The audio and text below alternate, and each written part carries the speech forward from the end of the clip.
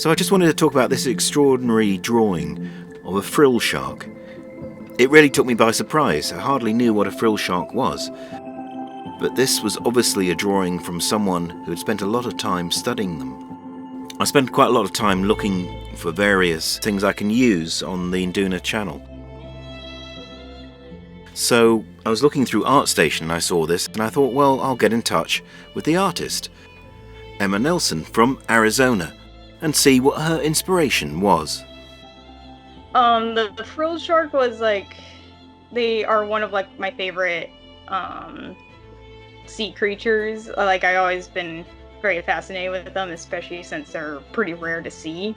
And I always thought their teeth was a very interesting structure, because I haven't really seen much animals with that type of teeth structure.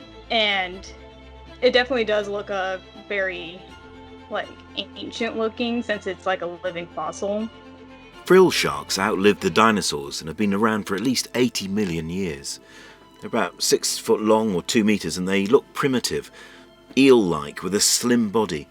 But like other sharks, they've got a flexible, hinged jaw to catch large prey, almost twice their size.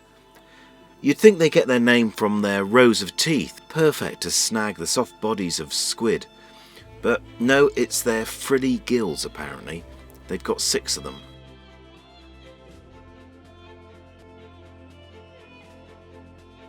They hunt very deep near the seabed, but little is known about them, and the South African species was only discovered in 2009. It just automatically got my attention, and obviously enough attention for me to draw it. And you've done it in a really nice medium here, and on an old bit of what looks like an old piece of paper, but of course it's just the colour you've given it, a sepia colour. Yeah. Tell us about the style of that and what materials you used. I like those old scientific illustrations, the very vintage look, and I wanted to try to create that look. And I just love pastels a lot. I think it's worked really well. You've given it a nice outline of blue around it as well, which has come out really well. How long did it take you to make this? It took me probably a week and a half to do, and I spent probably 7 to 8 hours a day on it. Wow. Yeah, it's a lot of layering of pastel. You put a male one up there, so that's the female. The female is the big one. Is that right? And then you've got a male one. So you've obviously done a bit of research on the animal. Yeah. How do you research it? It kind of starts off with the basics of how big they were and where they were found and stuff, and I just kind of keep going down the rabbit hole of about the shark, reading papers about them and studies. That's obviously come out in it. You've done the teeth wonderfully well, and you've also done a little detail of the skull below, haven't you? Yeah. Why have you done that? I mean, it's lovely. It makes it look more scientific, but was there any particular reason you did that?